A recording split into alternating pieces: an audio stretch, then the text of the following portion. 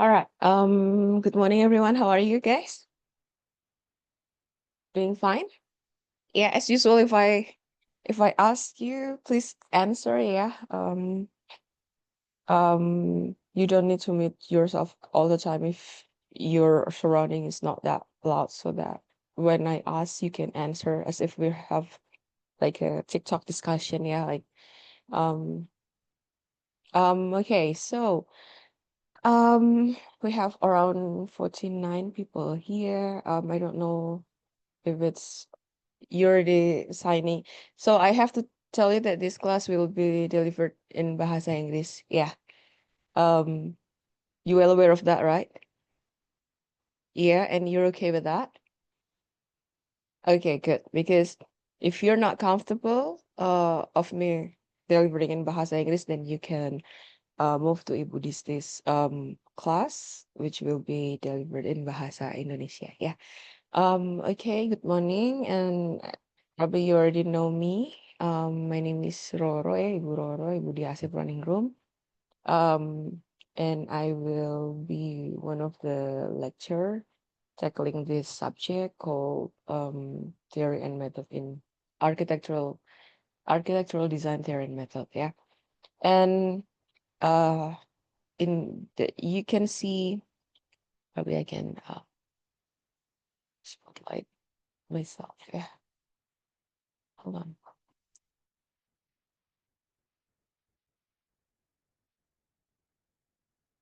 Okay. No time for that. Okay then. Uh, so from the name of the course, you can see that there are two main part that we will have in this class.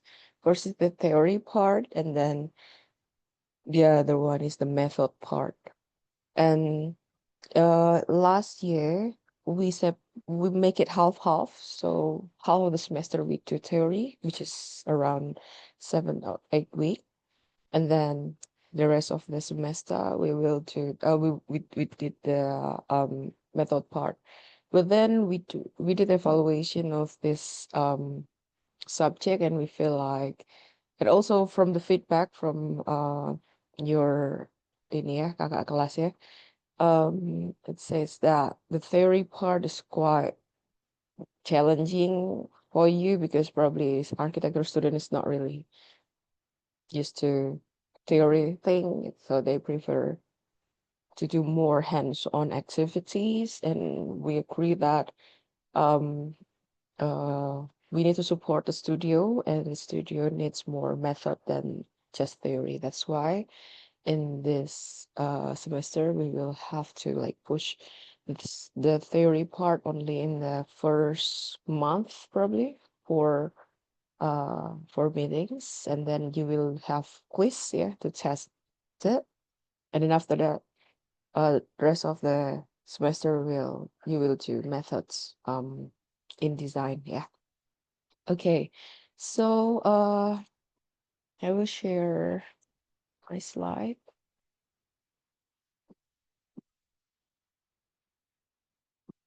Um Hold on. I think I can move it. Yeah.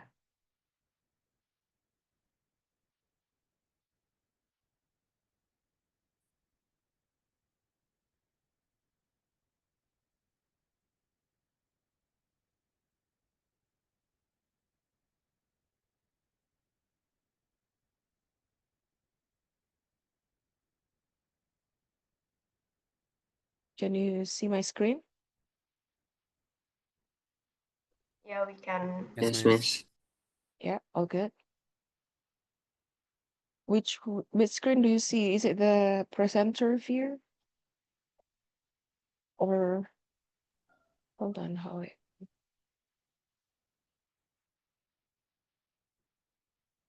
can I make this this one? Hold on. How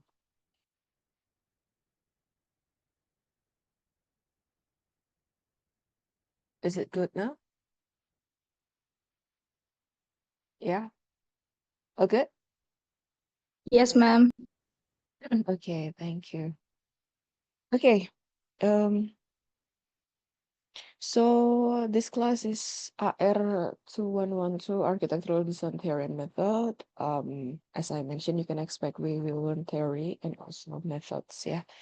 And this is no architectural theory, but architectural design theory. It means that the theory that we will discuss is more is leaning toward design instead of the architectural theory that probably you can have in a kelas kritik atau kelas sejarah gitu ya.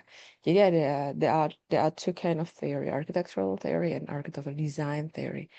Design theory, it means dealing with the nature of design, the way architects or designer design, the approach, the method, and that's why design theory is not really specific for architecture. Design theory applies to every subject that related to design. We have product design, we have engineering design, etc. And even mostly the design part, design theory comes not from architecture. Yeah, usually they come from engineering design. Even the most famous scholar of this, his doors, and then and other theories itu they come from engineering design. Before that, we will have to introductory, yeah. So so as you know that there are two classes. The one with me is in English, yeah. The one with Bu Fatna Disti atau Bu Disti is in Bahasa Indonesia. So probably you will have to familiarize with the ini ya, with the code ya. Saya DAP, Bu Fatna Disti itu FN ya. That's the first capital letter of the names. And the assistant is Kak Evan. Kak Evan will be the assistant for all the subject in your level. So yang tingkat 2 will be handled by Kak Evan. Okay, so this class is 3 credit subject, and if you know that ITB have 45 hours per semester for 1 credit, that means that you must dedicate your time of 135 hours per semester for 3 credits. Yeah, that's why probably you can imagine that probably you can divide ya 135 dibagi 16 weeks gitu. It means that is the dedicated hour that you need to make for this for this class.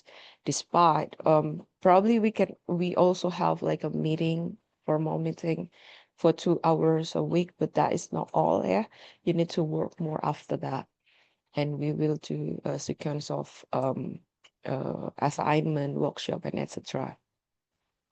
And that means if we divide ya berarti you need to dedicate 8.5 learning hours per week.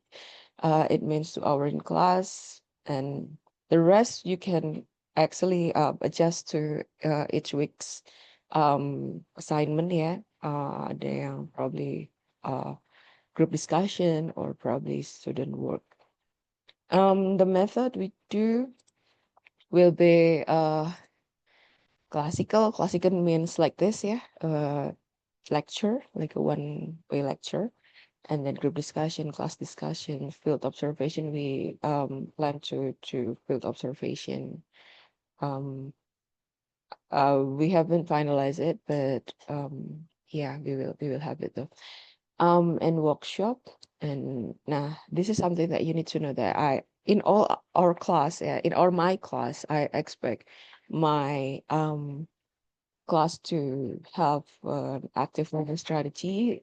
That it means that you are the student are the learner, and you need to be active in the learning process. That's why, as I said, when I ask question, you answer, and that is not only question about hi, how are you, but also every time I have question, I really hope that you can give a feedback or answer or respond, because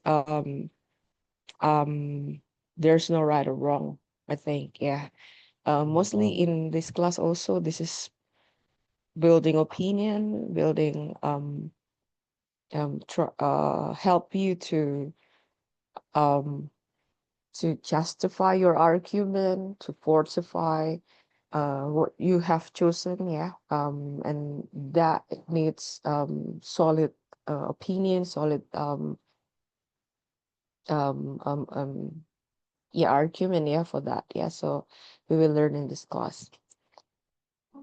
Okay, so the lecture schedule, yeah, today we have like a extraordinary situation, yeah, that's why we do it online, but uh, we will do it on KKU Timur. Probably you've noticed that, yeah. Uh, Two buildings behind ITB, so it's not that far from the ITB architecture. It's not that far from the architecture building. And for every week, yeah, I will try to make to record it in Zoom. Um, and that also to accommodate people, students that probably not that well, yeah, probably feeling a bit sick. But then it doesn't mean that you can choose whether offline or online. Yeah. You need to be offline, but then just in case or just in an emergency situation, you can join also in online class. And we will do this link for all the our class in the semester here. And the communication platform, as you probably already familiar with, we have EduNext, and this is the token. Please join if you haven't. And MS Teams, and this is the link. I don't know. You cannot click the link, yeah. Tapi I believe you already have the access. Okay, and I need to tell you about the course description, yeah. Because this is also obligatory for us, for me as a lecturer to explain this. That this course, Architectural Design Theory and Methods, introduces design theories and methods that explain the processes and characteristics of the design in the field of architecture. These characteristics include design problems, design approaches, design methods, design strategies, and the stage of design typically applied in architectural design process. With this understanding, students are expected to reflect the theories and methods they have learned in their own design process in the studio and to recognize the stage and challenges in each phase of their design process. So it's clear that you will learn all that, yeah, and we will try to connect it with studio assignment, yeah. Nanti juga, for instance, we will have like AI form simulation, and we will use your assignment in the studio to have a, you know, like an experiment on that. So with this, we hope that whatever you achieve here, whatever you come with here, somehow you can bring it to the studio and help to boost or improve your studio result. Yeah. Okay. Oh yeah, if at any point, if you wanna have question, you can just unmute and say, or probably raise hand. Yeah. Okay, so the course aims to first introduce theory that explain the principle and processes of architectural design. Second, introduce an experiment with different methods at various stage of architectural design. Analyze problems and difficulties in architectural design process, and train students to think critically in architecture through process reflection in action. Yeah, so um, yeah, basically in this course, we hope to that you know the theory and you can reflect on you. So, for instance, in design, there are black box and glass box.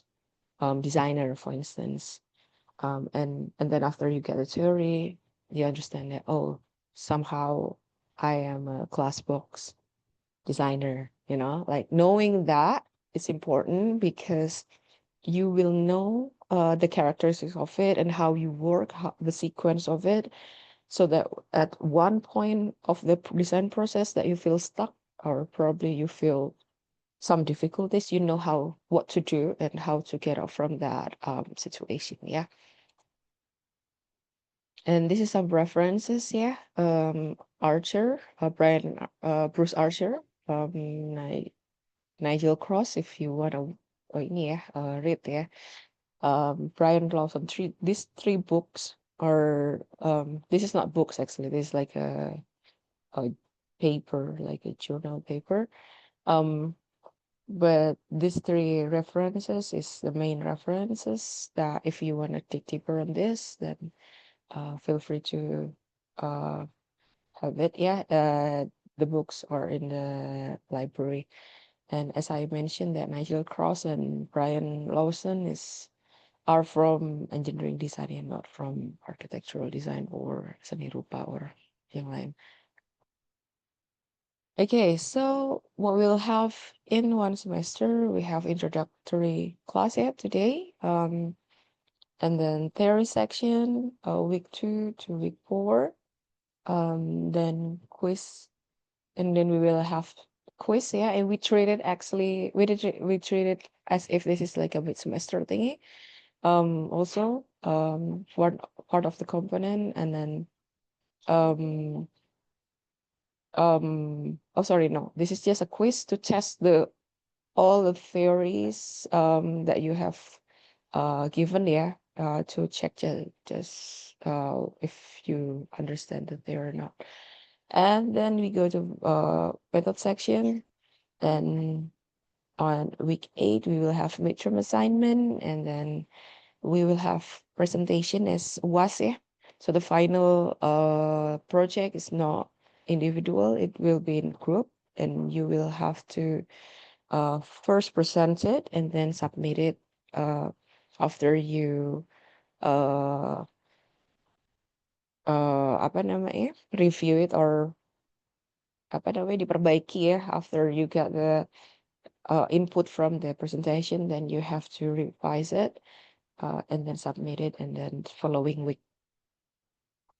I hope that this kind of UAS will not give you more loads, yeah, because usually at the end of the semester, all of the subject will be having tests, yeah, and a studio will be having a submission, and that's why I think we can kind of separate it into 2 weeks so that um, you have more time to do it, and also not, because it's group assignment, and we really hope that it's not adding more loads than it should be. Okay, so this is what we'll have here. As I mentioned before, the theory part will be longer, but now we shorten it. That's why in 1 week we kind of like squeeze two topics, yeah, in one go. But I really hope that with by dancing it, we will not lose the essence of all the what we need to learn, yeah. And so we will do understanding architectural design. Design is problem solving, and then design process, creativity in design, and reflection in action. This is very important, ya, nanti kita akan pelajari. And then we will have a quiz, and then after that we do the method, and the first method that we will learn is analysis, yeah, because almost every design start with this phase, yeah, analysis. And after that we will have mid assignment, but then it's just like an assignment, yeah, we will not have like a quiz assignment for mid semester. And then there will be empathy in design, or I haven't put it in, yeah, the material there. And issue seeking, this will be delivered by Ibu Fatna Disti, so we will have panel class. Panel class apa sih namanya, yang digabung lah, apa itulah ya, that you will join the students from the class. And then we will do workshop day.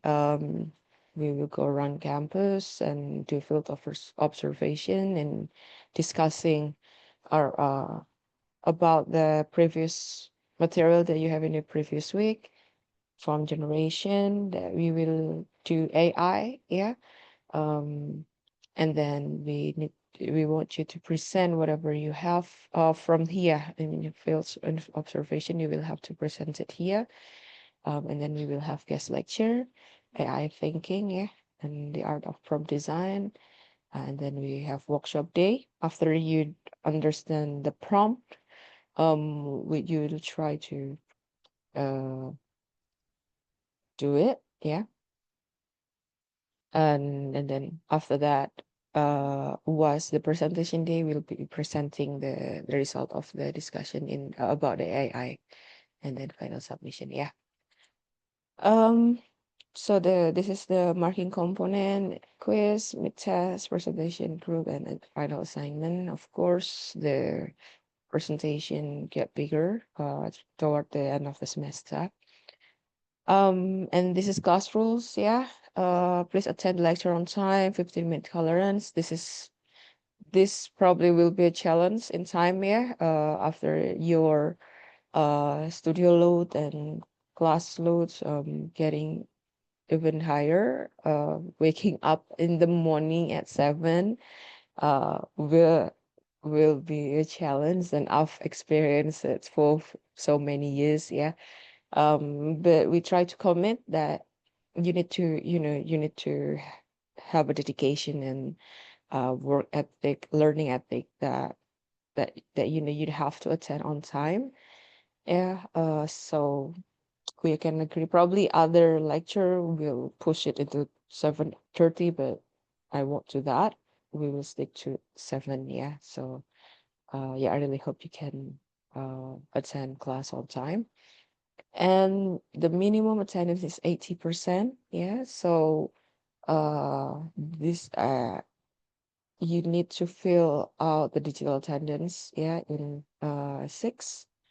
Um, and I really hope that you don't just check your attendance without attending the class, yeah, because in many years it happens like the class is empty, but then when I check the attendance, it's all full, and I have to undo all the list, and then I have to do manual manual check, yeah, and that is not a good attitude, yeah. And the attitude is more important than brain. So I really hope that you can show a good attitude in this. And I also mentioned, I also remind you that this is your duty, yeah, to do this, so that if you forgot, and then especially usually you realize that your attendance is less than the borderline, probably toward the end of the semester, and suddenly you say, Ibu, saya lupa absen 5 kali, tolong diabsenkan 5 kali. Me and Bu Fatnadisti have the right to refuse that, yeah, to reject your request. So jadi jangan sampai terlupa. Okay, and the rules also is you have to actively join the class and group discussions, yeah. In the class, usually I go around when I deliver the lecture, and I will ask everyone closest to me, yeah, to have a discussion, and I appreciate students that can actively join the discussion, and I always add more marks, yeah, untuk as appreciation of the people yang sudah dedicating apa namanya and willing to join the discussion. Okay, and students are required to join our class offline despite the online platform provided, yeah, as I mentioned earlier. And I just want you to make sure that you are in the right class, ya. Kalau memang belum, including in the 6, ya, so that you can do, kalau misalnya you can check if you are in the class 01, class 01, it means that you are under me and your absence list ada di saya, and also nanti the marking, how to input the mark, it will be me. Otherwise nanti Bu Disti yang harus memasukkan nilai, and it will be a problem because Bu Disti will not know your progress ya di kelas saya gitu. Nah, kalau memang belum benar, you can tell Kak siapa namanya, Kak Evan, or you go to Ibu Indri yang akan urus ini di TU, or you can do PRS atau ya. Misalnya kalau emang ada yang belum ambil, you can take this class di PRS, Perubahan Rencana Studi. Terus make sure that you have access to Edunextend MS Team, and you know how to contact lecturer and class assistant through MS Team chat ya kalau ada yang ini. And probably I also need you to assign class leader ya. Siapa yang mungkin bisa membantu? And this is for just in case of like a urgent matter or probably emergency announcement. Kak Evan bisa kontak yang bersangkutan. Adakah yang mau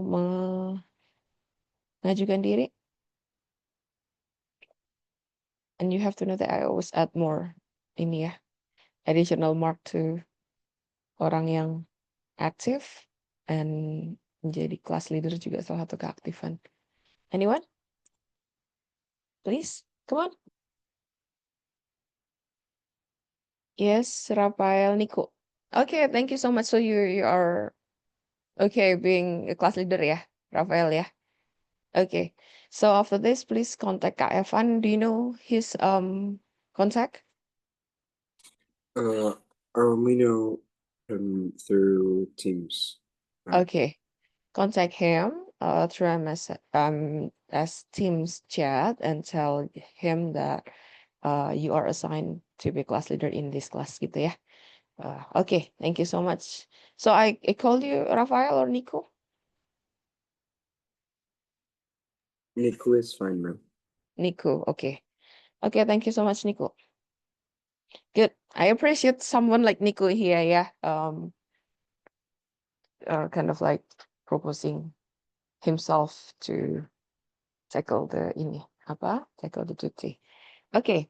So, probably sebelum saya masuk ke discussion, I want you to probably digest all the information. Is there any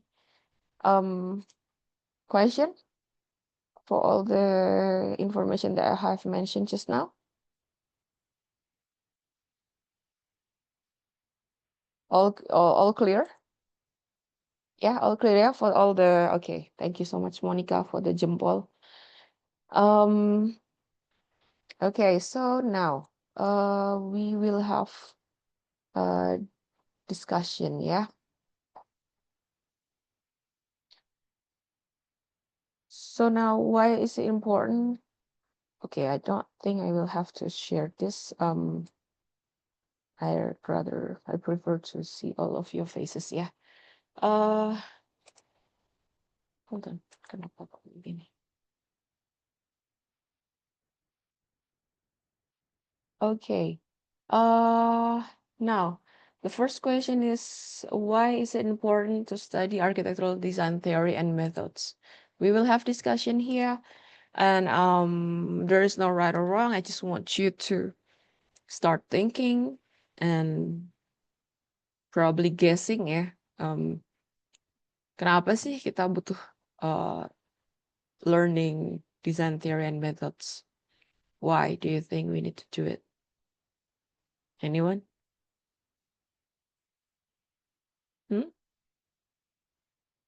At least give me your apapun yang ada di di pikiran kalian sekarang gitu. Why you are here learning this?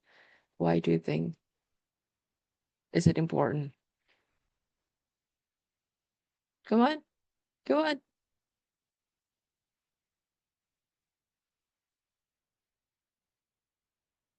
Ayo.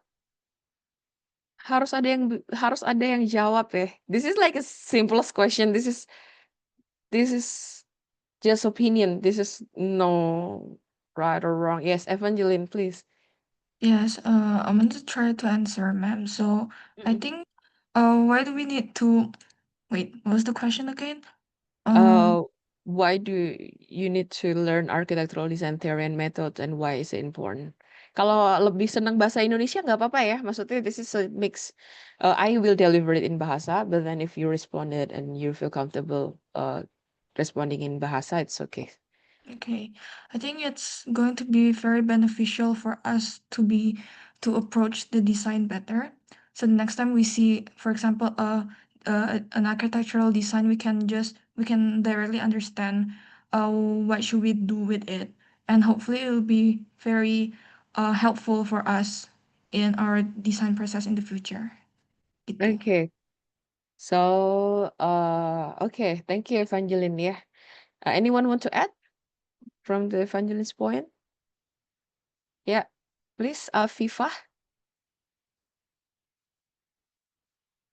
Okay. In my opinion, because why we must to study theory and methods in architecture? Because I think theory give us the why behind the design, and while methods provide the how. And together, um, maybe they help architects create meaningful or functional and responsible space that respond to culture or society and changing the needs for the architecture. Okay, okay, that's correct. Yeah, jadi by learning theory, we know, yeah, that what design is, and the method from the method you learn how to do the design, yeah, so that you know the theory, you know the logic behind it, and then you can apply it to method, because design is not something that you can learn by reading only gitu ya. Like for instance, this is if you learn how to ride a bike gitu ya, a bicycle, and then you have like a 5 books and explaining how to ride a bike, yeah, bicycle. Will you be able to ride a bicycle just by reading that book? Yeah, I can ride a bicycle because I've finished all the books tell that the about how to ride a bicycle. No, because that is like a two kind of part there. Knowing how to ride a bicycle, giving you the understanding, probably the theoretical basis of how to do it correctly gitu ya. But then after that you have to jump right on top of the bicycle and try to do it, and then you be able to do it, and then you reflect back on the theory, and then the correct way to paddle is like this probably, and holding the apa namanya handle itu mungkin yang benar adalah seperti ini gitu ya. Jadi the theory and method, it goes both ways gitu ya. Jadi dia iteratively apa sih namanya, dia go back and forth gitu ya. Nah jadi walaupun designing is mostly methods ya, berarti because itulah kenapa architectural design itu diajarkan dengan studio. Not classes is not enough. All the architectural school always have studios. Why? Because you have to jump in and grab a pencil and right away draw it. Ya, nggak bisa hanya dengan series of classes tiba-tiba kamu menjadi star architect. Nah, itu juga kenapa yang disyaratkan for in the professional association ya. Kamu tahu asosiasi profesinya arsitek apa namanya? Apa coba? Ayo, jawab dong. Ada yang mumbling tapi nggak dibuka mic-nya, saya nggak bisa ini. Apa? IAI, Iya. Iya, kepanjangannya? Ikatan Arsitektur Indonesia. Ikatan Arsitektur Indonesia. Coba yang lain revisi. Ikatan Arsitek Indonesia. Ikatan Arsitek Indonesia, Yasmin, bukan arsitektur. Jadi because there is jadi arsitektur itu adalah subjeknya. Jangan sampai salah ya. Ini sampai banyak sekali orang yang salah. Jadi you need to know the architecture is the subject, it's the discipline, the person is the architect. Jadi kalau emang ini adalah asosiasi profesi yang mewadahi the person, ya jadi emang arsitek gitu ya, asosiasi arsitek atau apa tadi, Ikatan Arsitek Indonesia. Okay, back to the topic. Do you know that IAI require you to have 2,000 hours magang or apa sih magang bahasa Inggrisnya? Kok saya tiba-tiba lupa. Internship. Internship, yes, thank you, Beatrice. Do you know that? Enggak ya, belum tahu. Jadi after you finish this formal education, and then you need to going for one more year untuk melengkapi 5 year. Kemudian, and then you need to magang for 2,000 hours sebelum kamu bisa tes apply for the STRA ya, yang to be a registered architect. Kenapa? Because pelajaran itu tuh ada yang kayak misalnya GBCI Indonesia gitu ya, Green Building Council Indonesia. They require you to do series of lectures. Setelah series of lectures, nanti ada tugas, and then kamu kalau lulus kamu jadi bertitle GBCI gitu ya, bersertified GBCI. Tapi yang kalau di arsitektur nggak bisa. Series of lectures ini will not do anything gitu for your skills. Jadi what we have to sharpen is our skills, and that is only through latihan ya, apa namanya, hands-on activity. Sorry,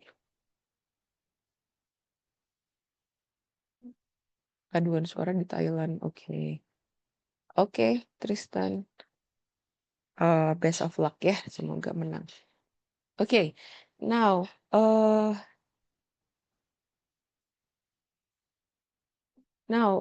next question ya. Which come first, theory or practice? What do you think? Jadi teorinya yang dipraktekkan atau prakteknya yang diteorikan? Teorinya yang dipraktekkan. Teorinya yang dipraktekkan. Oke. Itu kata tadi siapa? Beatrice ya. Teori yang dipraktekkan. Oke. Anyone have other opinion?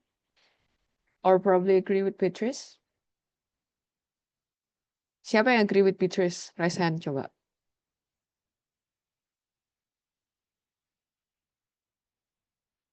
Oke. Teori yang dipraktekkan ya tadi ya. Oke. Oke, banyak juga. Oke. Hands down. Sekarang saya tanya siapa yang tidak setuju? Menurut saya teori dulu, Bu. Praktek dulu, baru diteorikan. Enggak ada. Oke, Theodore. Evangeline. Oke. Now saya mau minta Beatrice tadi ya, coba ya. Can you elaborate why you think of that gitu? I think we have to learn personally, I think theory, we have to learn the theory first before we actually practice it. Because if we praktekin dulu, we don't know what to do without the theory. But yeah, I agree. There's some people that maybe learn more from practicum first before, and then learn theory after. Okay.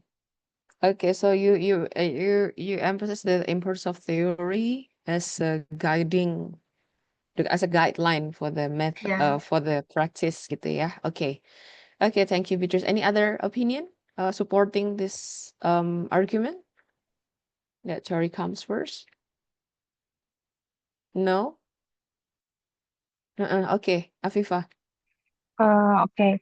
I think it's for the needs. Jadi kayak maybe we can use the theory first if the condition use it. Jadi kayak disesuaikan.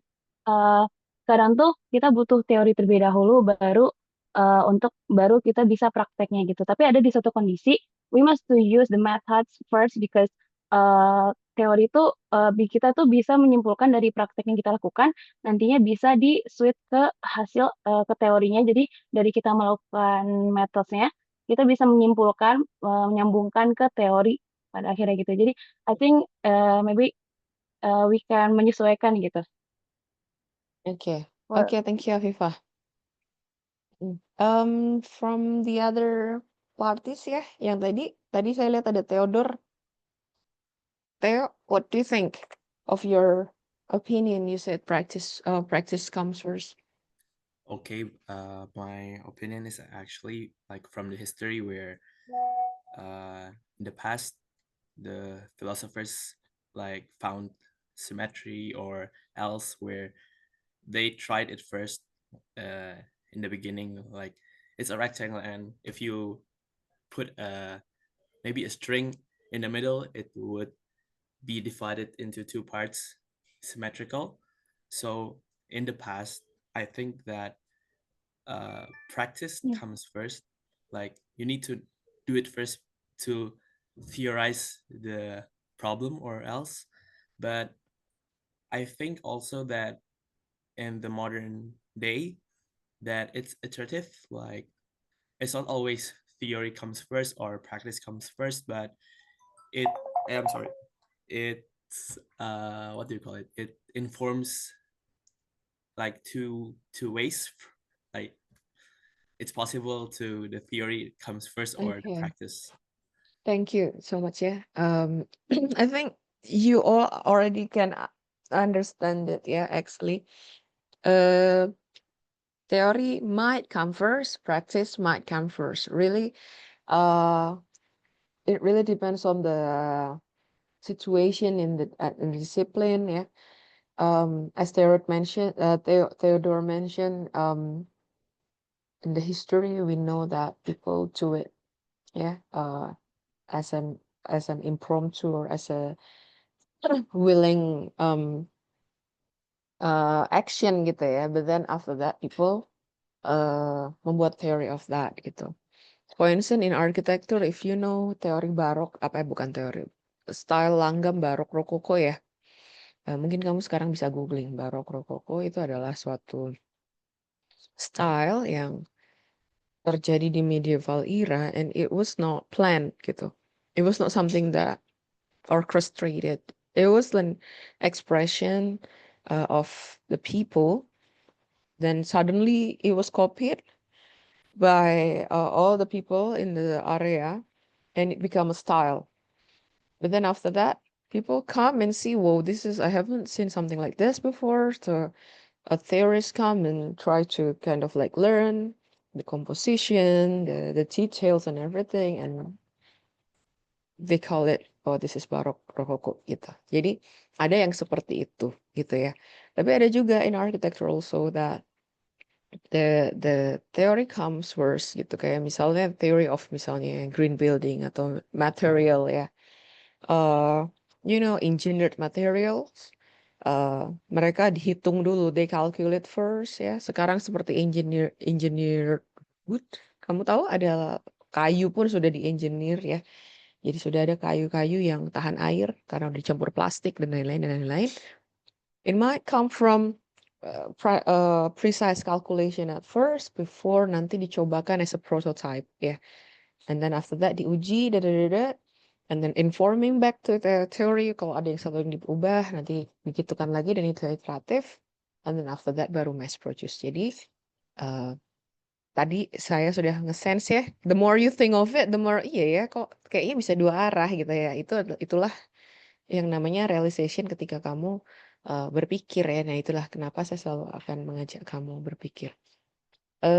Last bit ya, the discussion is design taught or trained, diajarkan atau dilatih. Tadi mungkin kita sudah jawab ya. Apa itu jawabannya? Is design diajarkan atau dilatih? Taught or trained? Yes, Bunga? Personally, I think that design is mostly trained.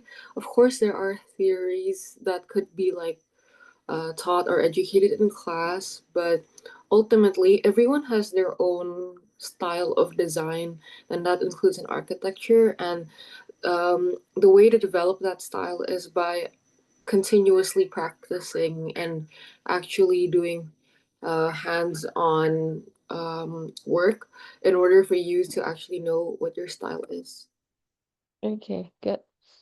Thank you, Bunga. Yeah. I like you when you touch on personal style, personal preferences. Yeah, that's why in design, including architecture, there's no right or wrong. Yeah, actually there is. Apa yang kira-kira right or wrong di architecture? Coba think. We can understand when architects choose brutalist ya, brutalist style. Brutalist itu artinya yang sangat bare, pakainya beton, pakainya kamprot, pakainya plester gitu ya. Kayak uh, ando-andoan, tadao ando gitu ya. But then we also understand yang sangat eclectic, sangat organik seperti Pak Eko Prawoto gitu ya. You need to be familiarizing yourself with the names of the architects ya. Nanti kalau emang ini mungkin kamu bisa mulai catat kalau every time I come with someone's name, like one's name, you can catat, kemudian you can Google gitu maksudnya outside the class. Jadi kamu bisa mulai familiarize with the names. Okay, so back to the question. We agree that design is trained, and we understand that every architect have preferences, style, inclination toward this or that. Tadi nggak ada yang salah dengan desain, tapi ternyata ada yang salah dan benar di desain. Apa itu? Kira-kira. Ayo berpikir.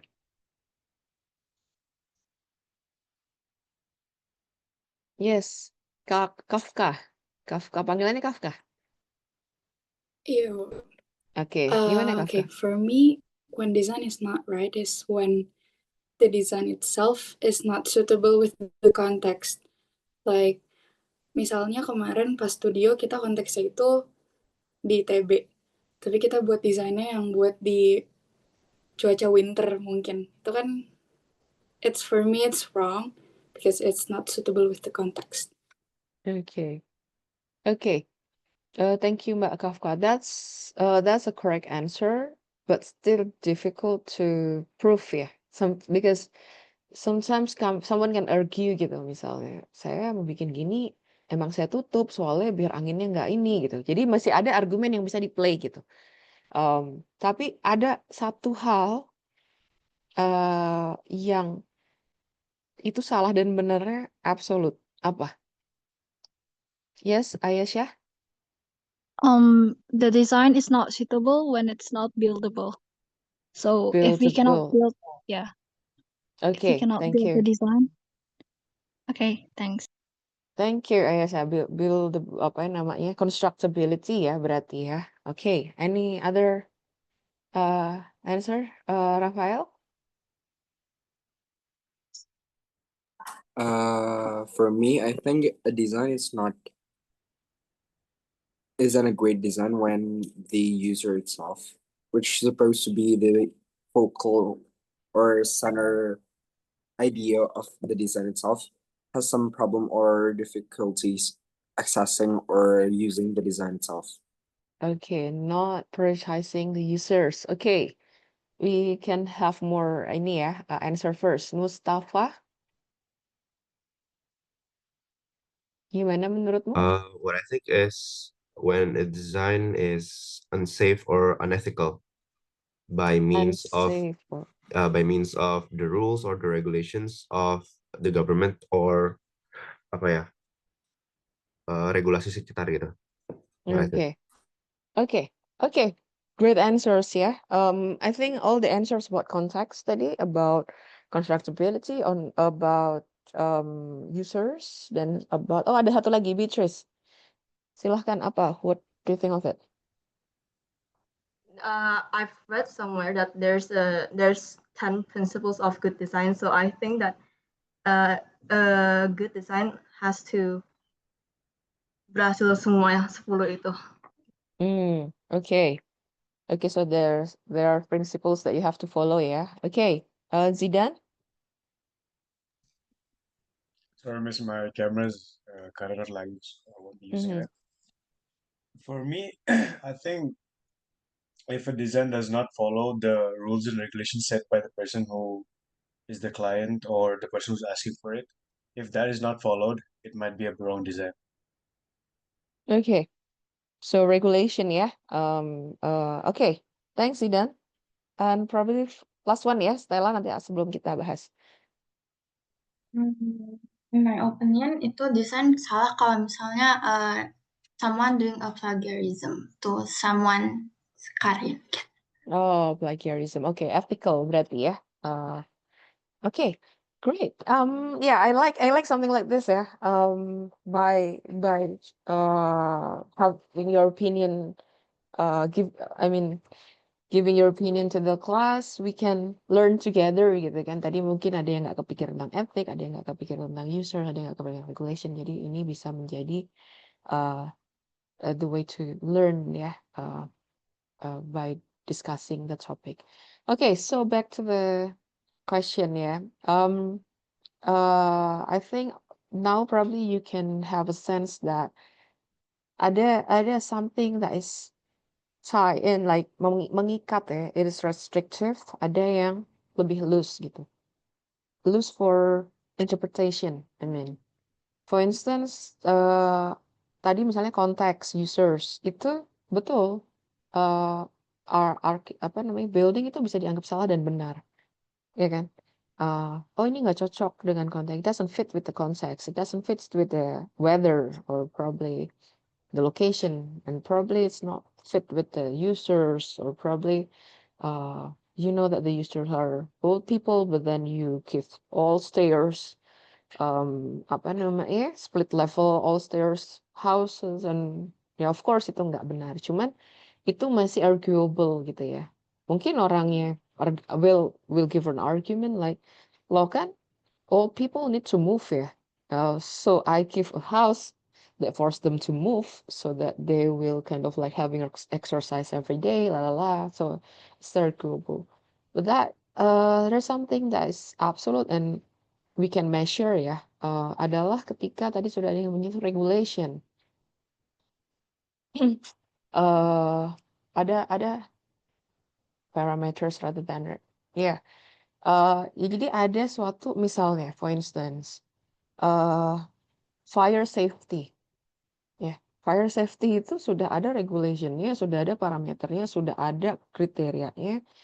And you know what? When I did my test for architect certification, yeah, the book is this thick. I don't know where it is. It is literally this thick, and it includes all the regulation about apa namanya fire safety regulation. Itu detail sampai handle pintu, how high the handle should be, how long the wall have to endure the ini ya, when there's a fire dia harus tahan berapa jam, and then apa namanya semuanya tuh very detail gitu. Nah, okay, Yasmin.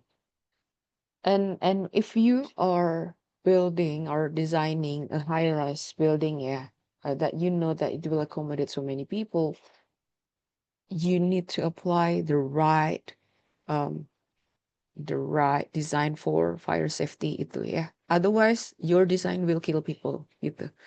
Ya jadi ada yang right or wrong. Misalnya ketinggian, the height of the kalau kamu punya balcony ya, the height of the bars, the railing itu ada minimumnya. Itu udah standar gitu. Jadi kalau if you make it lower than that dan orang jatuh, ya itu adalah kesalahan kamu karena itu ada salah desain ya, wrong design. Kayak misalnya kamu tahu yang kemarin ada di mana, I forgot, in the news, there's a gym, yeah, and then the gym in the second floor, but then the apa namanya kaca jendela, the window is like tall window ya, that ends right on top of the floor gitu. Jadi sampai jendelanya tuh panjang sampai lantai. And then after that, ya emang ini kesalahan juga pada orang ini ya.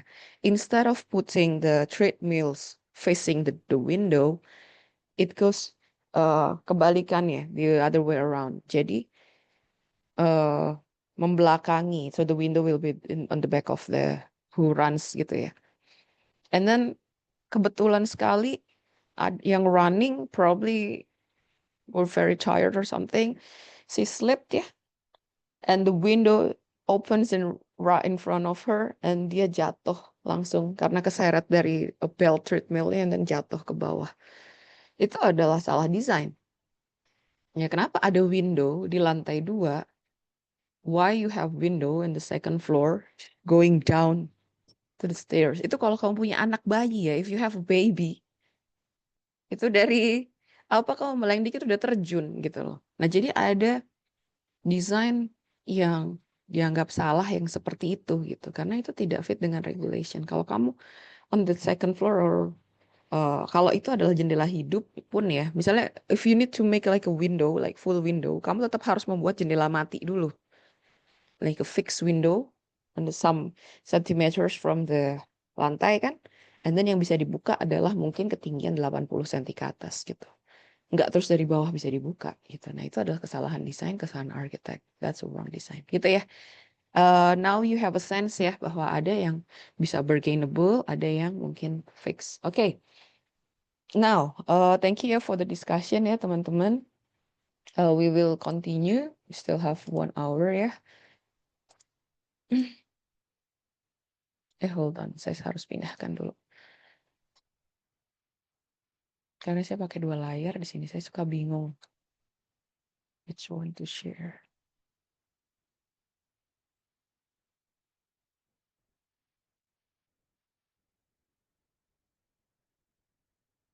Kelihatan nggak layar saya?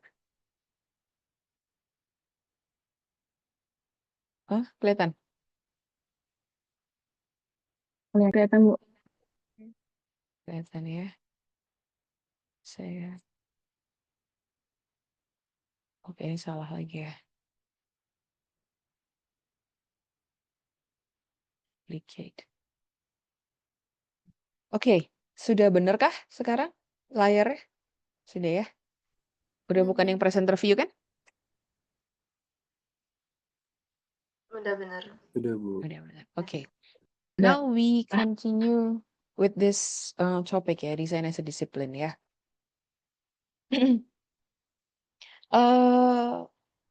I need to tell you a bit about the history of this ya, design. So basically dulu in the beginning there were only two streams ya in education, scientific and literacy. Nah, si literacy ini adalah something about poem, terus about seringkali tentang Bible saat itu ya, tentang pelajaran-pelajaran tentang filsafat dan lain-lain.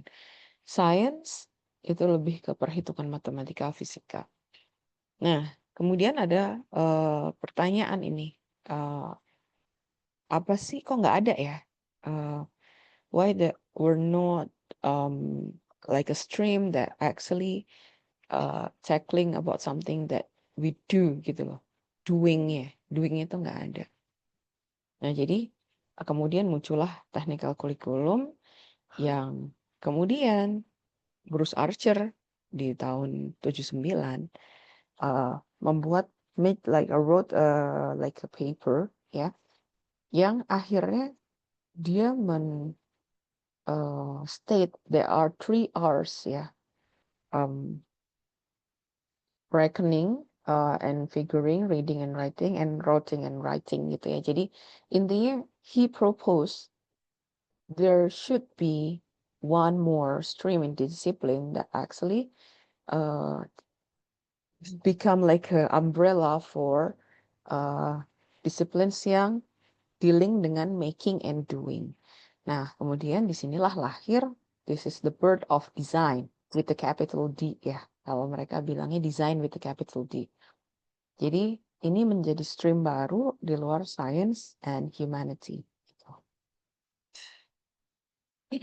Nah, yang dipropose Archer ya in the paper, design with a capital D, comprise areas that should demonstrate a level of awareness of the issue in the material culture, including the artifacts themselves and the experience, sensibility, intervention, validation, implementation, and skill that goes into the production and the use. Nah, jadi design with a capital D ini in that time ya, it applies for general case like semua yang making and doing itu masuknya di design. Nah, makanya akhirnya the scope of design with this capital D ini kan cukup besar ya. Ada yang sekarang pun FSRD ya, or other faculty in ITB itu punya yang full design ya. Ada desain produk, desain apa lagi sih? Apa sih yang art ini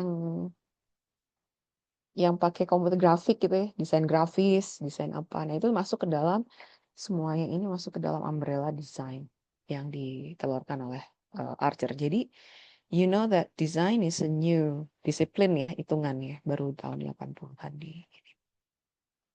Nah, kemudian after Bruce Archer proposed what is called design as a new stream of the education, Nigel Cross comes with the way of designer think gitu ya. He call it designerly thinking, designerly way of thinking, which is probably you're not familiar with, but this is quite apa ya, namanya secara in the subject itu emang in the discussion like professional discussion memang ngomongnya designerly way of thinking gitu. Jadi ada scientific way of thinking, ada artistic way of thinking, ada juga designerly way of thinking ya. Nah, sejak Archer ke Cross ini berkembang sekali. It was developed like so fast ya, the ini apa namanya, the design as a discipline ini menjadi sangat berkembang. Nah, menurut Cross, designerly way of thinking defined as the collective experience of the material culture and the collective body of experience, skill, and understanding embodied in the art of planning, inventing, making, and doing. Gitu. Jadi ada pemikiran-pemikiran accumulated thinking gitu ya, yang berasosiasi pada planning, inventing, making, and doing. Nah, what's the difference ya? Knowing how and knowing that. Which one do you think the designerly way of thinking? Knowing how or knowing that?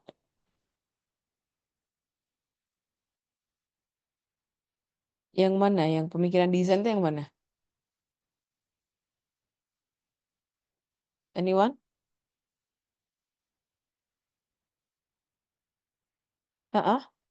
Bunga? I think is actually I'm not sure if I'm correct, but maybe knowing how. Yeah, knowing how. Okay, that's a correct answer, Bunga. Thank you. So what makes design different? It's because designerly way of thinking itu involve knowing how. Meaning, if it's how, itu berarti memang tentang skill and do things gitu ya. Instead of knowing that itu kalau menurut Nigel Cross is knowing that bahwa apa ya, knowing like a general information lah yang mungkin not involving the making thing gitu ya. Jadi ini adalah basis untuk mengetahui kenapa you are trained with a studio, with an apprenticeship, not by series of lecture, bukan sesuatu yang mungkin based on membaca saja gitu ya. Oke. Dan desain sendiri itu ada yang rasional dan juga intuitif. Sekarang saya tanya ke kalian, kalau kalian, menurut kalian, atau saya minta kalian, siapa yang merasa kalian itu rational designer? Coba raise hand. Oke, langsung Ayasha, Febrian. Alifah.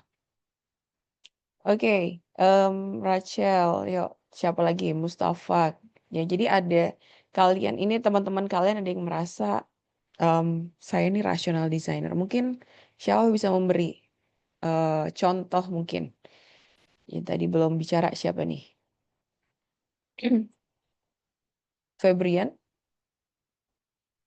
Yes, kenapa kamu why do you categorize yourself as a rational designer? because I design with apa ya namanya? Bahasa Indonesia aja nggak apa-apa, ya, Miss. Ya, gak apa-apa. Saya ngedesain kayak selalu harus ada fungsinya di belakangnya, bukan yang kayak desain karena estetik doang. Oke, karena kamu mengutamakan fungsi ya berarti. Oke, thank you. Mungkin siapa lagi tadi yang angkat tangan yang belum bicara? Afifah? Uh, I miss oh yeah, sorry because I turned off my camera because of the network.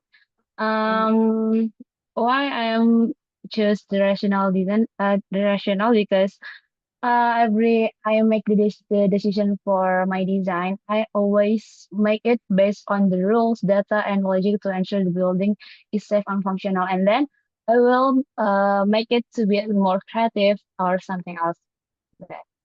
Oke, thank you, Afifah. Ya, jadi ada beberapa teman, some of your friends, istilahnya categorize atau menganggap ya dirinya adalah rational designer. Siapa sekarang yang lebih intuitif? Who from you yang merasa intuitif? Ada Zidan, Evangeline, Monica. Cuma 3 yang merasa intuitif? Maria, Rafael. Oke, yang tadi belum ngomong siapa ya? Maria, coba. Maria, why do you think you are an intuitive designer? I feel like even though there is responsibility to our design, we still Nggak gitu jelas, so Maria bisa. know Suaranya terdengar, tapi agak atau di saya saja? Enggak ya? Emang kurang jelas ya?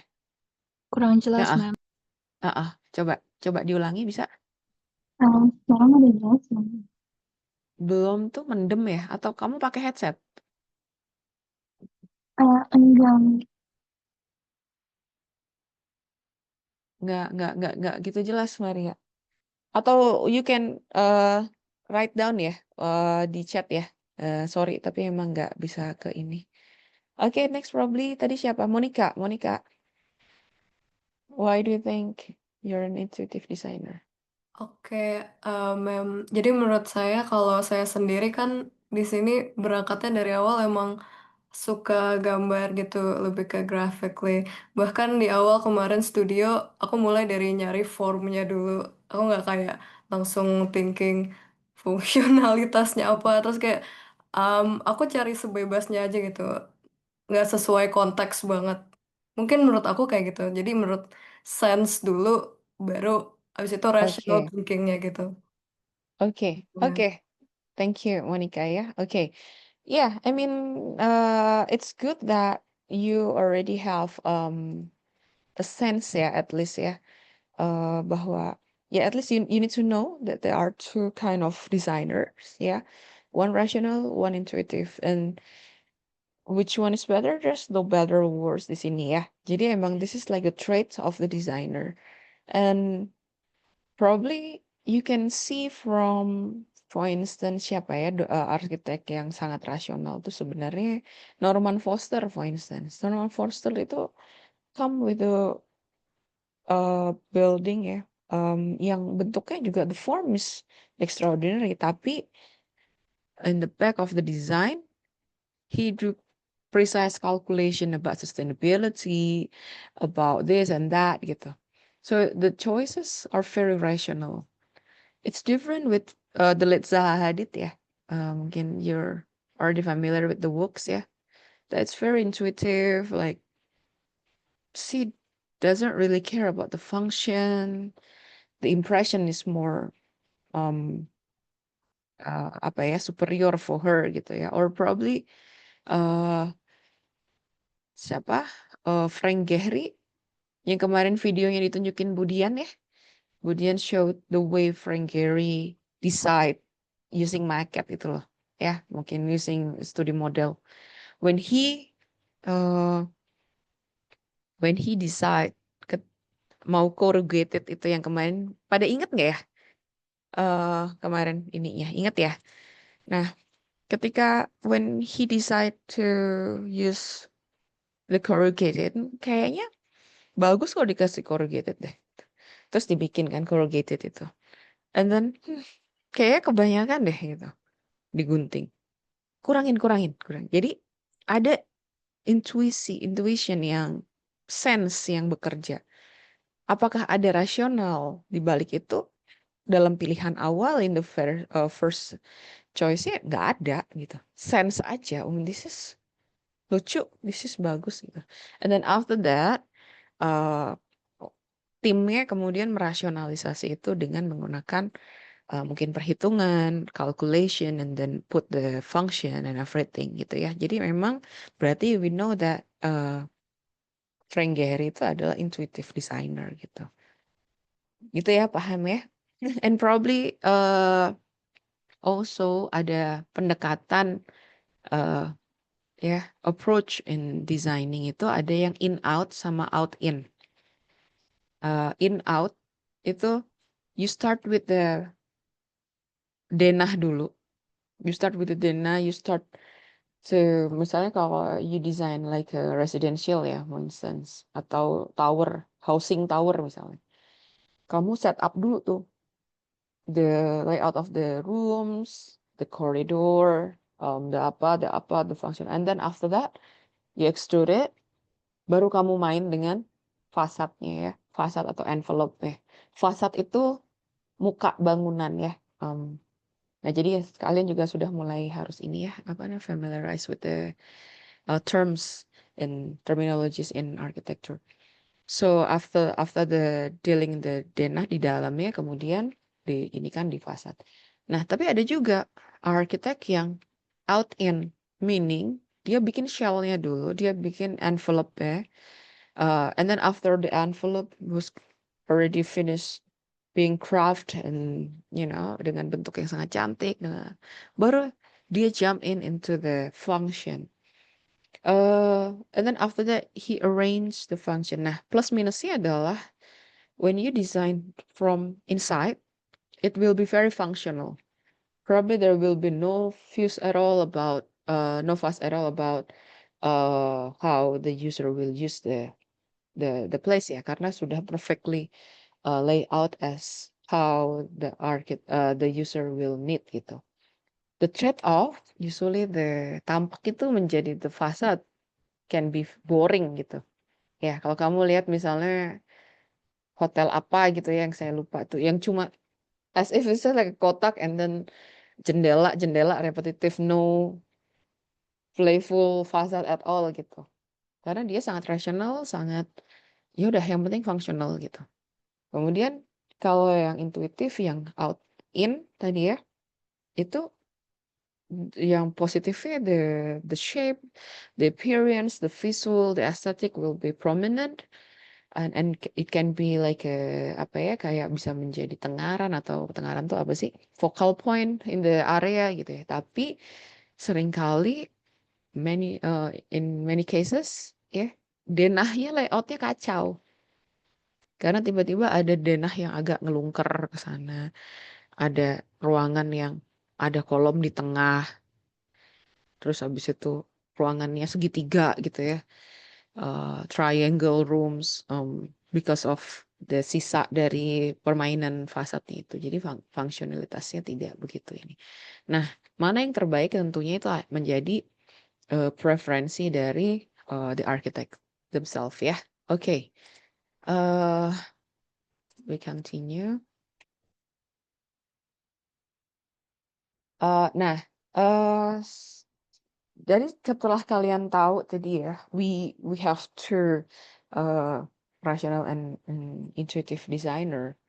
Nah, in the beginning of its development, first generation of design method movement itu sekitar tahun 60-an, itu kind of championing the scientification of design.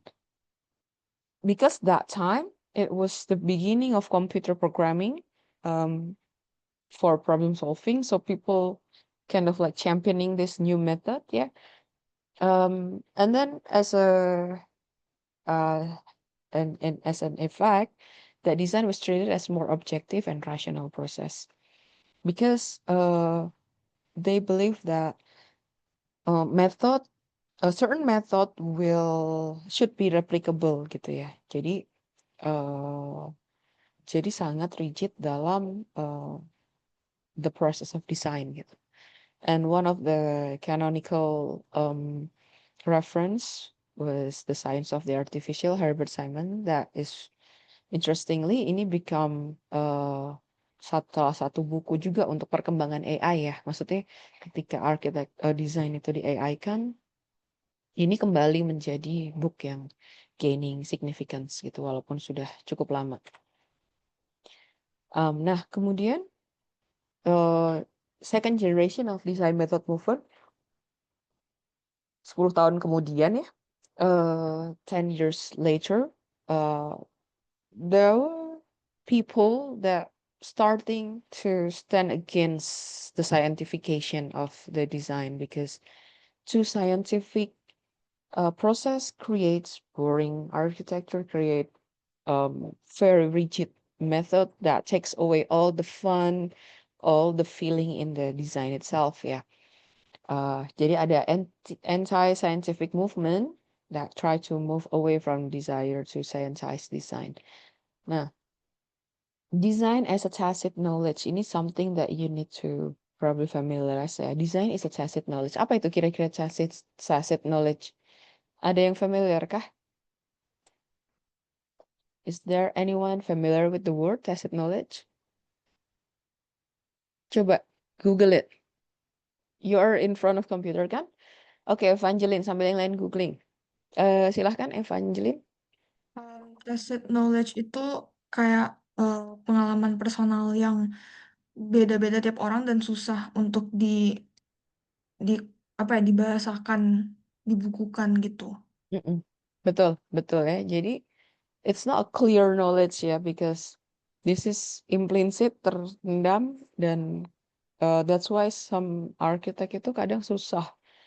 Some architect feel it very difficult to convey the process because it suddenly pop up gitu ya. Coba ada yang sudah googling? Ada yang sudah googling tacit? Mungkin bisa dibacakan apa di situ yang kalian temukan? Anyone?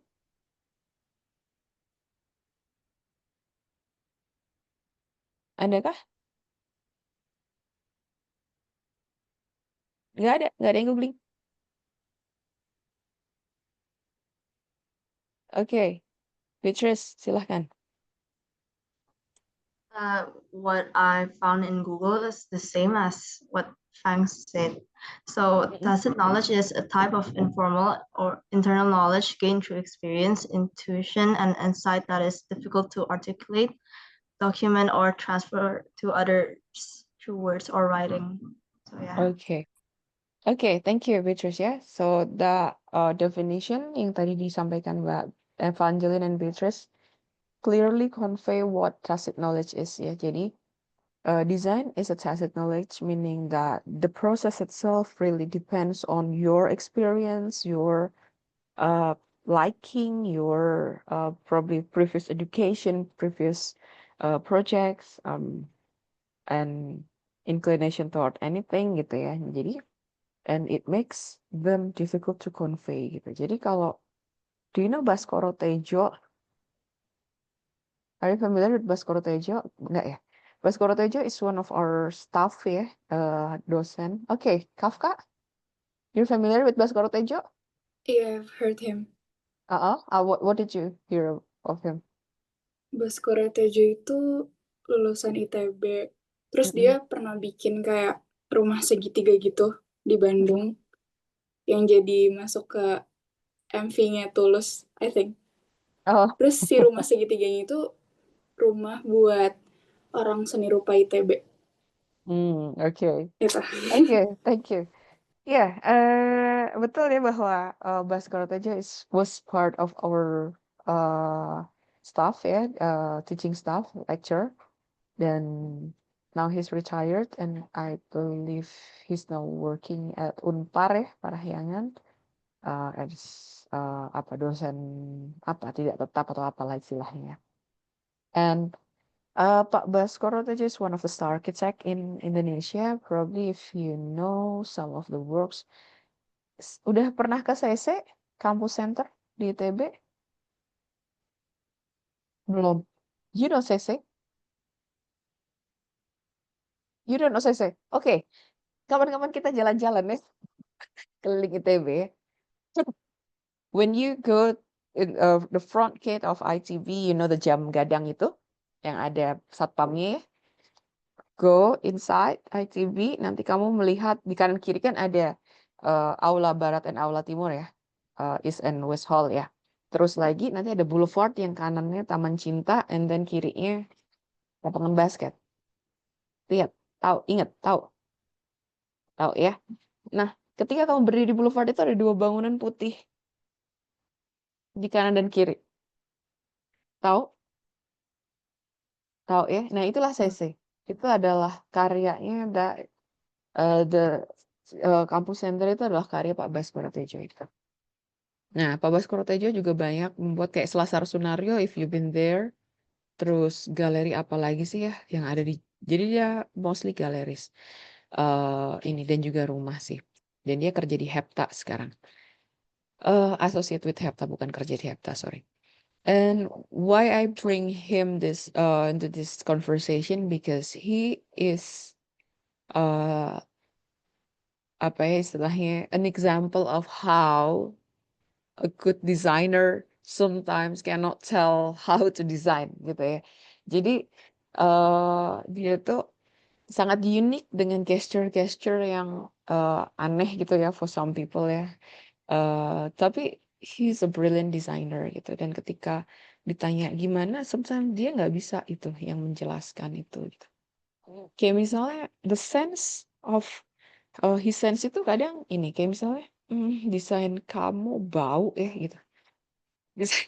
Dia cuma melihat like a paper, tapi responnya yang kayak gitu desain kamu bau gitu. Hah? Apa maksudnya? Tapi mungkin dia memiliki senses yang kita nggak paham gitu ya, karena ada acidity ini gitu yang mungkin membuat desain itu menjadi so personal and difficult to convey ya. Okay, we continue. Design should rely not only the quantitative measurement but also the qualitative aspect ya, meaning that not only based on calculation tapi sesuatu yang senses juga harus masuk. Ini jadi menarik karena Bruce Archer yang mengatakan ini itu adalah penelor dari scientification of design itu. Jadi setelah 10 years they start to kind of questioning the apa yang mereka inikan ya, yang mereka awalnya proposkan. And then John Christopher Jones juga salah satu yang terkenal ya, ada bukunya Pattern Language. He said, I dislike the machine language, the behaviorism, and the continual attempt to fix the whole of life into a logical framework. Nah, this is interesting because he made a book Pattern Language itu sebagai yang sampai sekarang masih dipakai ya, bahkan sekarang di PTA saya juga masih merefer buku itu. Tapi kemudian dia berbalik badan, enggak, this is terlalu mekanistik gitu. Dan ada yang menarik juga host retail, nanti mungkin kita akan bahas lebih lanjut ya, design problem is a wicked problem. Okay, and this is one of my argument ya. I wrote it in one of my paper. Architectural design is a problematic term for me. Why? Because it consists of two words, architecture and design, that I argue it has the two have very different in nature ya. Architecture itu synthesis, architecture itu analytic meaning when you are discussing about architecture, you discuss about not only the form, not only the aesthetic, but also the context, the culture behind it, the users, the economic condition at that time, the history that probably become a palimpsest of the design itself, and then the heritage, and then etc. But then design, the nature is synthesis, meaning that it narrows down. If you notice that design in a product design or probably engineering design, they answer things gitu. So I need this. How can I make most of it? You know, so they kind of like narrowing down, making rational choices and creating something out of the problem and create one solution for that. That's why when the two kind of like merge together, the analysis part and the synthesis part, it become problematic because design is seen as a simplistic way, gitu. As if design is just about arranging the layout of the rooms, creating visuals and facade like or following the trends gitu ya. Padahal ada sesuatu discussion yang lebih besar itu di baliknya. Nah, ini Le Corbusier, tahu Le Corbusier? One of the most famous architect in the world, yeah, probably you can Google him. He mentioned that design has skilled architecture. Why? Because architecture is very complicated, layered, and just it's complex gitu ya. But then design simplify it as if, especially nanti ada juga ya mungkin kalau kalian tertarik, Kenneth Frampton mention that ada aesthetic part of the design itu terlalu jumawa gitu, sehingga it can be, jadi as if one building can be interpreted by its looks, ya, by its look. And ini kemudian teramplify when the social media era, when you come to misalnya ke ini ya, kemana ke apa sih tahu Eiffel Tower gitu misalnya. Klik foto-foto as if the design itu cuma ya sudah visual bentuknya saja gitu. When I went to Paris and when I went to the Eiffel Tower itu ya, I see people foto-foto di sana di sini, tapi ada like di situ tuh ada satu dinding, bukan dinding sih namanya, kayak ada ya ceritanya lah. Gimana sih sejarahnya Eiffel Tower gitu. Siapa sih yang sebenarnya ini? Ini siapa sih? Ada competitionnya tentang apa sih gini. Itu nggak ada yang baca selain saya gitu ya. Nobody read those stuff but me. I was the only one. And while it was apa ya, itu karena mungkin the history itself is no longer important for some people right now because as architecture is appreciated by the look, by the form, by how it can boost your persona in social media mungkin untuk mendapatkan like and subscribe and whatever mungkin ya kalau di social media. Tapi it flatten the architecture gitu. Nah, jadi you need to kind of istilahnya mencoba memahami architecture because architecture is just a result of a turmoil atau ada suatu kondisi dalam suatu masyarakat gitu ya. Kenapa dulu sempat ada tren minimalis gitu. Itu adalah suatu efek dari keadaan ekonomi yang saat seperti itu, keadaan keamanan seperti itu. Kenapa ada gated community? Oh, ternyata itu karena ada reformasi. Kemudian orang dengan kelas ekonomi berbeda try to mingle with their own class, creating a boundary, and then sekarang kita melihat ada island-island perumahan itu ya, perumahan apa yang gated dan seakan gate itu adalah keamanan gitu, memisahkan antara yang ini dan yang miskin gitu, yang kaya dan yang miskin, istilahnya seperti itu. But this is just like a background story ya, but I just want to show you the complex discussion behind architecture gitu. Okay. Okay, I think that's all for today. Is there any question? Um,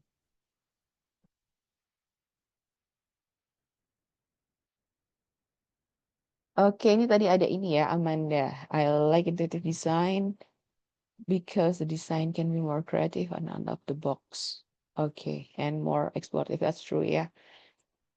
What becomes a challenge for intuitive designer is to pin down the craziness or the wildness of the exploration and pin down into something that is buildable and quite rational to be used gitu ya and live in gitu.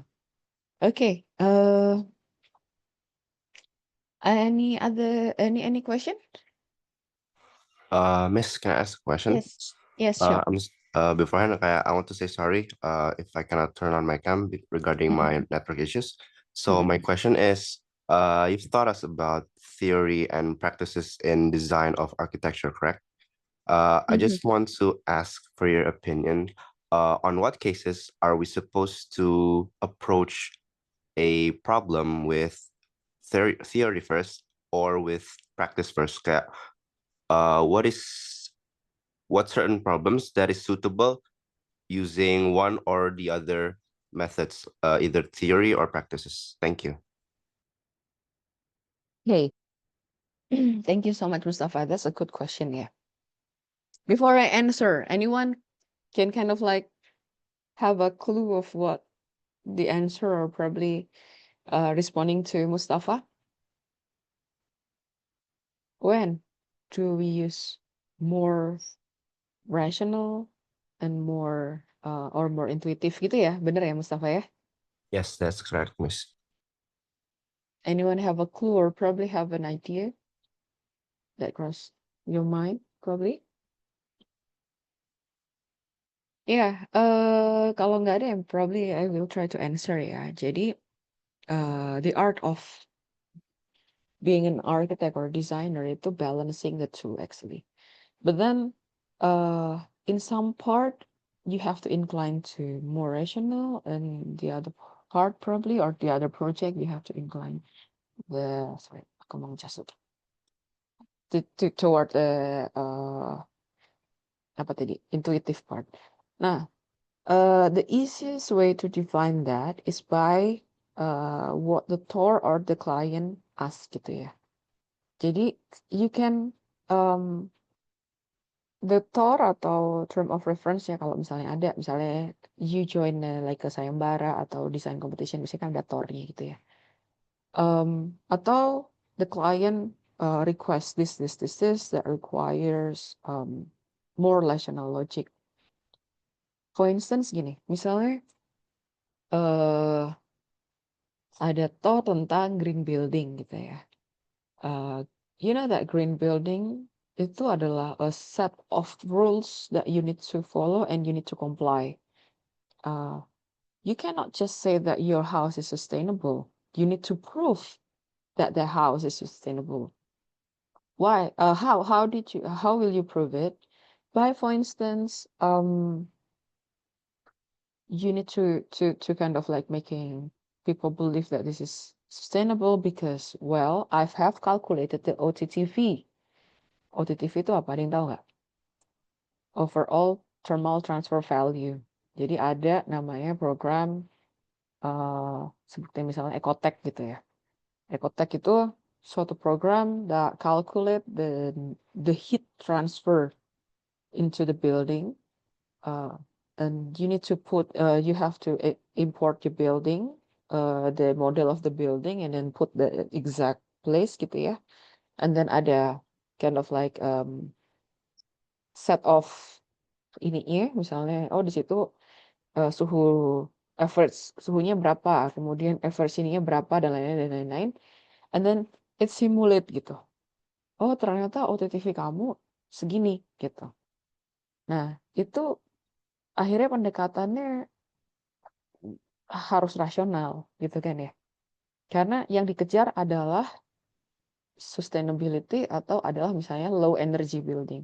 kamu nggak bisa claiming low energy building tanpa membuktikan bahwa itu yang benar-benar low energy.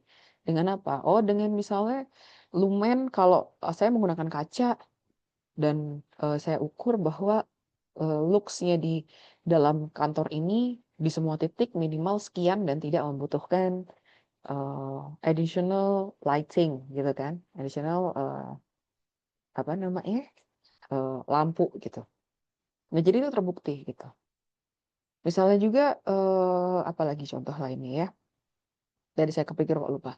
Jadi tapi ketika misalnya you work into misalnya the project is some typology that requires standards. For instance, apa contohnya? Tipologi apa yang requires a rigid standard? Contohnya, kepikir? Ayo, ada? Jovita, apa? Kira-kira? Hospital, rumah sakit. Hospital. That's a very good example ya. Every part of the hospital is full of standard. The corridor of the hospital minimum 2,4 meter. Itu kenapa kira-kira? Kenapa ada batas minimum koridor rumah sakit? Yes, Bunga? I think the standards were created because, first of all, it's a hospital, meaning that there's going to be a lot of medical equipment, including like those medical beds and wheelchairs. So everything must be standardized because it needs to adjust to the main functionality of the hospital itself. Yeah, good. Thank you, Bunga ya. Tadi ada Zidan juga ya. The hallway have to fit the bed in the ini ya, the measurement of the bed. That's correct ya. Even udah the hallway have a minimum standard and the apa namanya pintunya juga kan. Pintunya tuh biasanya one door itu lebih besar and then one door lebih kecil gitu kan. Itu kenapa? Karena when you carry the bed atau berangkar itu, when you move itu dia punya radius putar ya.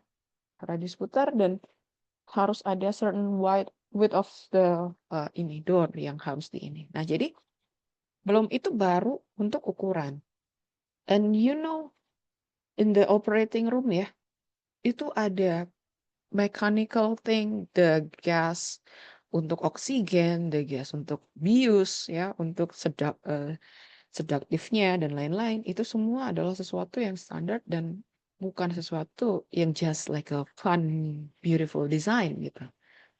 Nah, jadi kalaupun hospital right now probably they move towards something that is more healing and that is more apa ya, mungkin ramah pada patient ya supaya tidak terlalu institutionalizing hospital gitu. Tetapi ada some standards that still have to be followed. Nah, in that case, when you have that kind of project, you don't have any other choice but being a rational designer.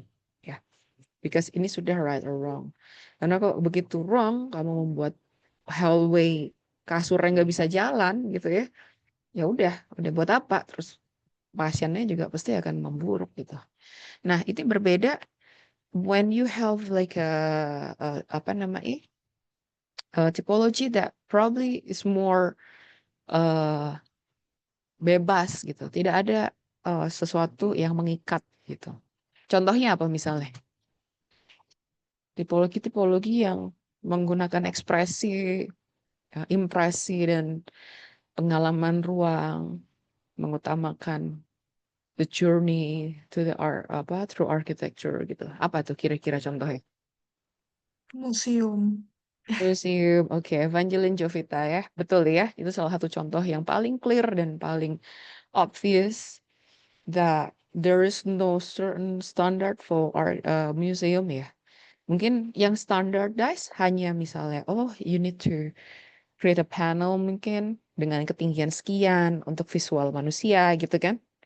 Nggak mungkin kamu misalnya membuat apa namanya painting tapi naruhnya terlalu atas gitu atau terlalu bawah gitu ya.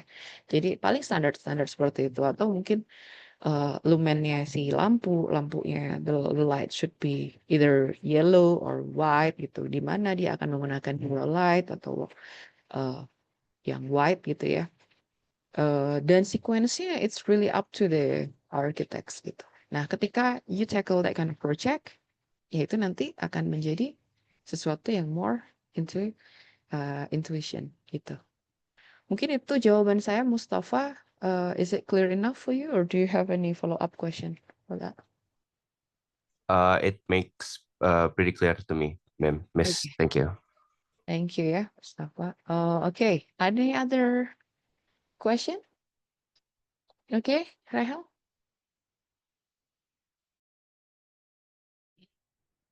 Sorry. Laura, I want to ask about your opinions. This is entirely your opinion. I want to ask that would you agree that rational approach is the most basic approach? Because if you think about it, in a situation where resources are limited, we would see to maximize the outcome. Like let's say we have a limited amount of space and too many people to put. So so in that case, aesthetics won't really take into place. For example, we can see it in very dense pemukiman. The extreme cases would be like the Kowloon Walled City, and it does not look really nice. And I just want to know what you think about the desperate measures people take when it comes to the architecture that yang keluar in desperate measures. Thank you. Oke, thank you Rahel. Tadi yang ditanya adalah estetik ya? Atau yang pertama tadi apa? Personal preferences atau apa ya? Bukan, lebih ke I want you to know in your opinion about about the rational approach to architecture Oh, rational. is the Okay. like basic or the first ever architectural approach to ever was practiced a lot because Okay. yeah. Yeah, I get the point. I was just confirming ya. Okay, about the rational method. Yeah, for look,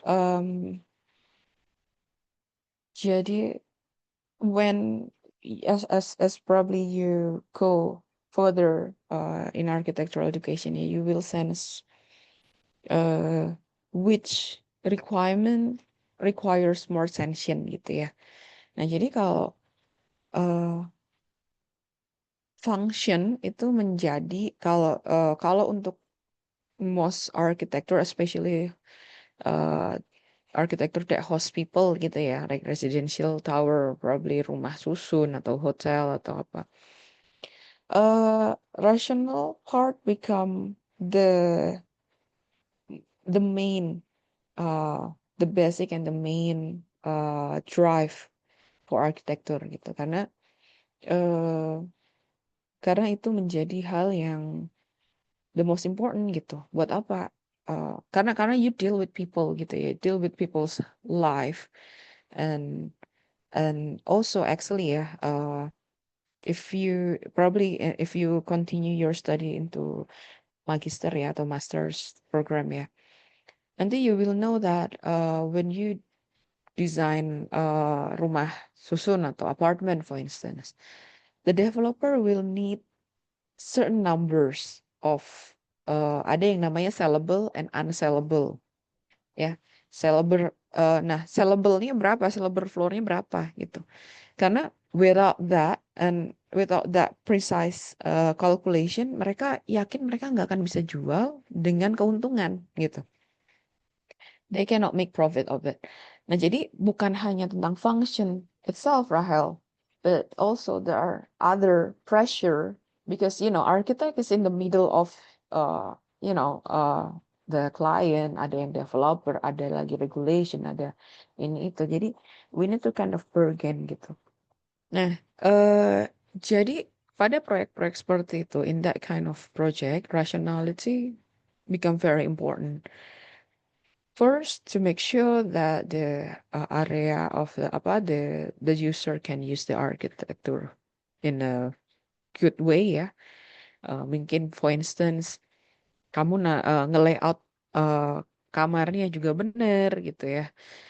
Creating misalnya entrance-nya, ininya, kemudian fire escape-nya itu benar segala macam sesuatu yang rational. But also for the developer mereka juga bisa mengambil profit dari itu. Itu karena without that mereka nggak mau kerjain gitu loh. Nah, jadi arsitek setelah being rasional baru biasanya kemudian arsitek kemudian dealing dengan sesuatu yang berbau intuitif. Misalnya apa namanya? Oke, Bunga. Baru dia kemudian mendesain the envelope-nya. Nah, the envelope ini seringkali depend on the leftover budget ya. Maksudnya sudah punya nih sesuatu yang more important tadi untuk membuat kolomnya kuat, layoutnya benar dan nyaman. Nah, kemudian budgetnya kayaknya nggak cukup nih. Ya udah deh, saya mendesain fasadnya ya yang standar aja gitu. Only like a standard fasad. Karena itulah biasanya kalau kamu lihat di rusun itu kan bener-bener extrude atau dia hanya denah di extrude gitu. Dia tidak kemudian bermain dan lain-lain. Itu karena memang biasanya ada budget constraint. I always say to my students that there are two constraints in architectural design. First is budget constraint, if you want this and that, and then the budget is so limited, you need to sacrifice some kan, being rational gitu. And then the second one is time constraint gitu. Nah, kalau kalian budget constraint kan nggak punya ya, karena dalam education we don't deal with budget gitu. But then time constraint, kamu masih pengen ini, mau nambahin ini, tapi waktunya nggak bisa nih, udah deadline gitu misalnya. Kalau dalam desain mungkin. Atau mungkin dalam real project, it has to be done now gitu. Karena kalau enggak nanti fundingnya nggak jadi jalan misalnya. Nah, jadi itu yang membuat you need to make a rational calculation in deciding which one need more attention, which one need ini gitu atau bisa disingkirkan atau ditunda atau apa. Nah, kalau dalam probably you notice about Vitruvian Triumvirate, pernah dengar? Vitruvius memiliki 3 ini dalam apa coba? Ada yang pernah tahu? Kayaknya udah ada yang angguk-angguk. What are the Vitruvian Triumvirate? Ada yang tahu? Oh, nggak tahu. Tadi kok kayaknya angguk-angguk. Saya ternyata geleng-geleng. Oke. Oh, itu ada, Mustafa. Silahkan. The what, Miss? Vitruvian Triad? Yes, Vitruvian. Kadang dibilang triad, kadang dibilang triumvirate. I think I've ever heard of it, but I'm not sure if it's the correct one. Is it the Firmitas, Yes. Utilitas? Oh yeah, Firmitas, Utilitas, and Venustus. Yes, betul. Sekarang apa itu? Tadi pertama Firmitas apa? Firmitas ya, basically kayak how firm the building is, kayak durable and strength wise. Utility is basically utility and or function. Venustus is the aesthetics. Oke, good. Itu buat teman-teman tahu semua ya, bahwa Vitruvius was one the very early teoris ya, yang menteorikan architecture. Ada bukunya 10 Principle of Architecture atau 10 Book of Architecture gitu. Nah, itu dia menawarkan ada 3 poin dalam arsitektur itu yang adalah tadi Venustas, Firmitas, dan Utilitas. Nah, intinya adalah Firmitas itu kind of like the structure ya, the bone of the architecture, and then Utilitas is the function, and Venustas is the beauty. Nah, from these 3, along with your experience later, you will know which one is the least important lah ya istilahnya ya. Kalau emang you have a tight budget, you have a tight time frame and everything, you might prioritize the kekuatan dan juga function, ya nggak sih? Karena itu yang bisa membuat apa namanya arsitektur itu works gitu. Have you heard about like saying called apa sih namanya form follow function? Pernah dengar ya? Form follow function apa yang istilahnya embrace the significance of the function in arsitektur karena berpendapat arsitektur itu adalah human container gitu, which is itu saya juga agree ya. Maksud saya juga seorang yang lebih mementingkan function gitu. Dan itu nggak bisa diganggu gugat. Jadi kalau memang tadi pertanyaan, tadi siapa sih yang nanya Rachel ya?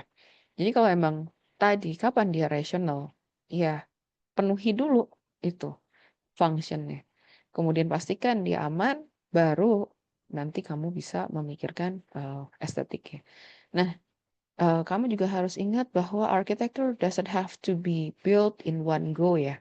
Jadi bisa saja ini adalah step by step. Bisa aja sekarang makanya ada yang namanya rumah tumbuh gitu ya. Atau mungkin ada pemperbaikan stage 1, stage 2 gitu. Jadi sekarang functioning dulu nih. Dan dia cukup kuat dan fungsional gitu.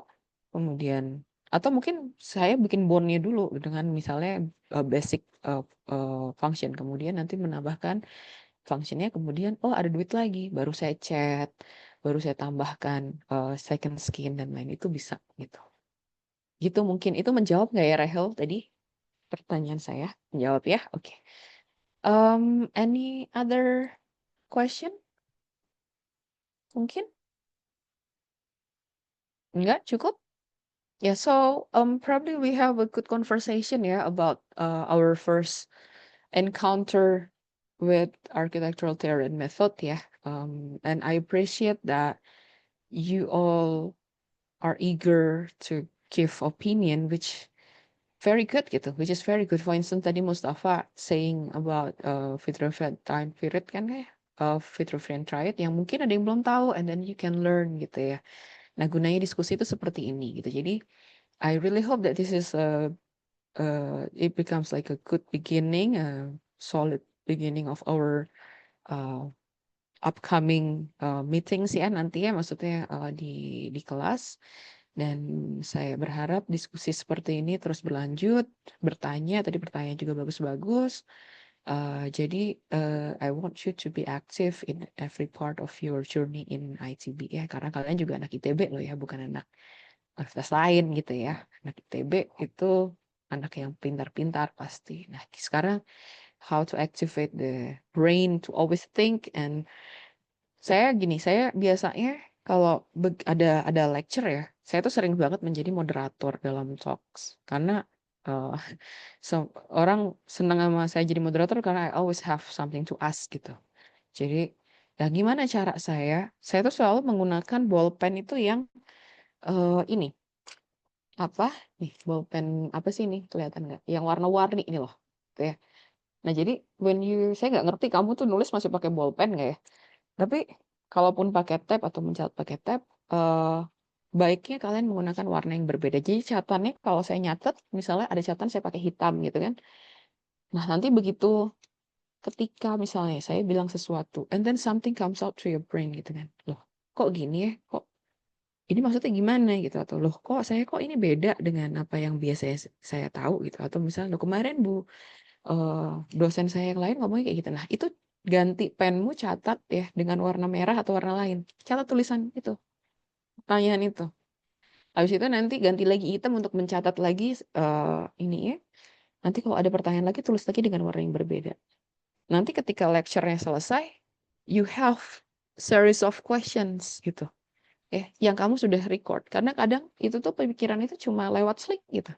And then that's it, hilang. Kalau kamu nggak grasp, kalau kamu nggak catat, kalau kamu nggak tangkap itu udah gone gitu. Itu sayang sebenarnya karena dari pertanyaan-pertanyaan itu kadang muncul pemahaman baru gitu. Ya, I don't know ini efektif buat saya. I don't know if it works for you, but that's one of my suggestion ya untuk kita bisa belajar kritis dan aktif dalam pembelajaran.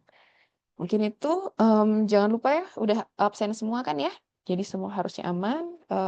Mungkin sekian. Thank you so much for this introductory lecture. We will see each other again hopefully offline next week.